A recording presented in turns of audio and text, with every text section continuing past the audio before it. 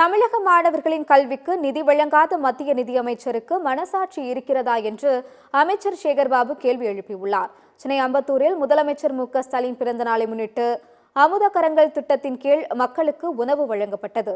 இந்த நிகழ்ச்சியில் பங்கேற்ற இந்து சமய அறநிலையத்துறை அமைச்சர் சேகர்பாபு செய்தியாளர்களை சந்தித்தார். அப்போது பேசிய அவர், மத்திய அரசு நிதி ஒதுக்குவதில் மாற்றான் தாய் மனப்பான்மையுடன் நடந்து கொள்வது அனைத்து மாநிலங்களுக்கும் தெரியும் என்று தெரிவித்தார்.